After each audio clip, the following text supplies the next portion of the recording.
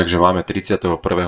posledný deň v mesiaci, kedy ideme okomentovať trošku Libru s americkým dolárom vzhľadom na to, že som najviac nakúpený práve na tomto menovom páre. Je tam ešte jedna pozícia na rope na short, ale k tomu si povieme tiež. Takže čo sa týka Libry, ja som začal nakupovať už pred 2 dňami tu na tomto 100-dennom klozovom priemere, čo je v podstate indikátor, ktorý meria priemernú hodnotu za posledných 100 dní.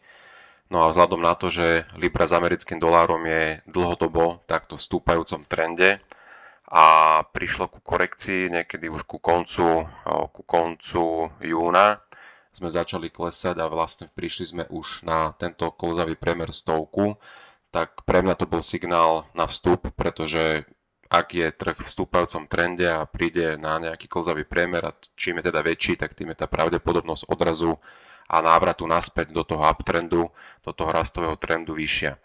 Takže pre mňa už to bolo zaujímavé aj z toho pohľadu, keď sa Libra dostala pod toto dvojité dno, pod toto dno a toto dno, vyznačíme to takto trendovou čiarou.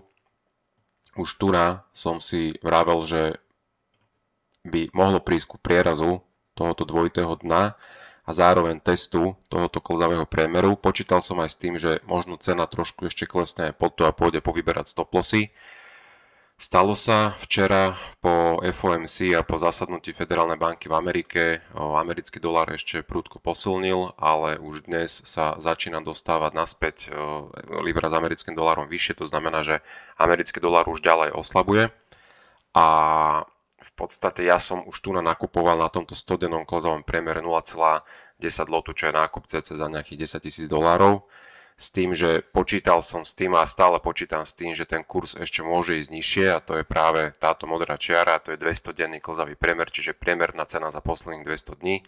Keď sa pozrieme do minulosti, tak naposledy Libra s americkým dolárom bola na 200 na tejto modrej čiare naposledy niekde v marci, kde potom po korekcii, po prepade nastal teda dotyk s touto 200 a naspäť prišlo ku odrazu, alebo ďalej prišlo ku odrazu. Takže je to indikátor, ktorý býva rešpektovaný trhom a ak sa dostane väčšinou ten trh a hlavne ak je to na dennom alebo týždňovom timeframe, tak o to je tá pravdepodobnosť odrazu vyššia. Plus samozrejme, keby k tomu aj prišlo, že ten kurz pôjde ďalej dolu, tak tu je posledné nejaké také low, ktoré bolo vytvorené v apríli a ak by k tomu prišlo, tak v podstate ten graf by vytvoril formáciu za prvé dvojité dno, čiže jedno dno, druhé dno, čiže prvá formácia a druhý indikátor alebo druhá formácia je práve tento 200-denný klzavý priemer. Čiže na jednej cene by sa vytvorili dve formácie, čo samozrejme znamená vyššiu pravdepodobnosť odrazu. Ak máme na jednej cene dva supporty v tomto prípade, tak o to je tá pravdepodobnosť odrazu vyššia. Ale ja už som včera pomaly prikupoval ďalej, ja som rozhodnutý ísť do toho tak, že tu som dával 0,10 a postupne, keď by aj náhodou tá cena klesala, tak budem pridávať po menších objemoch s tým, že najviac to bude 0,2 lotu. Viac už potom dávať nebudem, pretože už pri objeme $1,700 na účte dávať ešte väčší objem, tak to už by znamenalo dosť zvýšené riziko. Takto je to ešte relatívne v pohode. Samozrejme, ak by ten kurz ďalej padal, tak jednoducho tie pozície katnem, stopnem ich, zatvorím a beriem proste nejakú stratu, možno 20% z účtu plus minus. Takže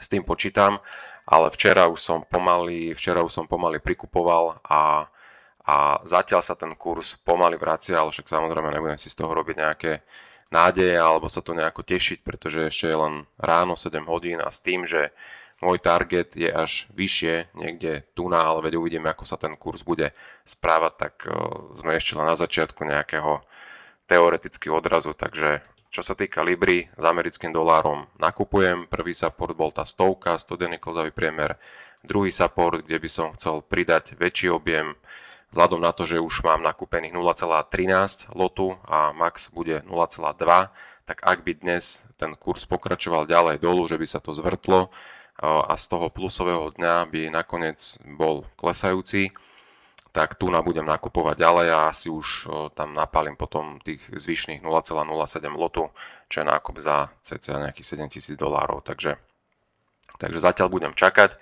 No a čo sa týka ropy, mám tam zatiaľ iba jednu malú pozíciu, to je 0,01 lotu, takže ak by aj ropa, povedzme, že šla naspäť na tých 78, $80 a tak ďalej, tak tam budem v mínuse $100, takže to mi zatiaľ žily netrhá, takže tam som s tým úplne v pohode, ale chcel som to proste zobrať na short potom, ako prišla cena na túto úroveň, v podstate sa tam ako keby vytvoril nejaký taký dvojitý vrchol, hej, prvá rezistencia.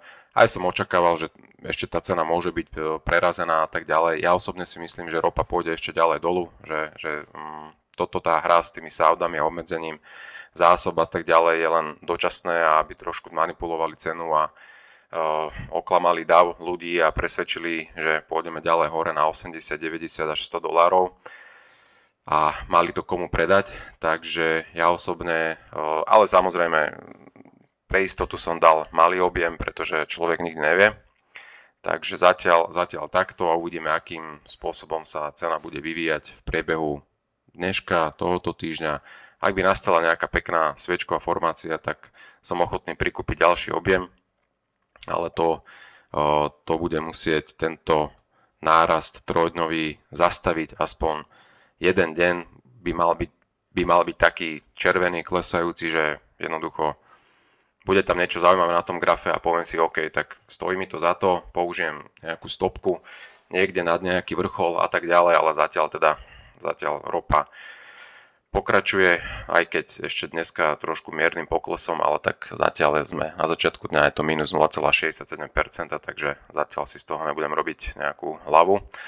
A to si myslím, že zatiaľ asi takto. Môžem sa pozrieť ešte na indexy S&P 500. Ten ďalej pokračuje v rastovom trende, ide si ďalej. Včera inak bola celkom slušná formácia, kedy na 200, čo je klzavý priemer, ale na hodinovom grafe sa vytvorila táto krásna zelená sviečka, kedy po tomto prudkom prepade prišla hneď otočka a na tomto supporte vlastne tam bol celkom slušný signál, ale vzhľadom na to, že boli aj tie správy a tak ďalej, vysoká volatilita, nechcel som do toho nejako rýpať, takže som sa toho obchodovania s indexami zdržal. Samozrejme to isté platí asi aj pre Nasdaq, ten ďalej, inak ten sa ešte na milimeter dotkol tej 200, takže to bolo úplne super a odrazom ďalej hore. Takže 200 funguje či už na hodinovom, na 4-hodinovom, na dennom, záleží od toho, aký je to timeframe, od toho sa odvíja potom aj pravdepodobnosť, čím vyšší timeframe, tým väčšia pravdepodobnosť. Takže indexy sú jednoznačne v rastovom trende a hlavne tie americké, čo sa týka európskych, ako napríklad DAX, tak ten je viac menej tiež v uptrende. Tu sa nám vytvorila až trojité dno, kde ešte bola aj kúsok od toho 50-denný klzavý priemer, takže priemerná cena za posledných 50 dní. No a čo sa týka napríklad FTSE, čo je britský index akciový, tak ten tiež v podstate rastie ďalej. Takže akcie hore, no a čo sa týka Libry, tak tam už to máme, zatiaľ teda na ten nárast. No a ropu mám na pokles, tak uvidíme, akým spôsobom sa nám to bude vyvíjať.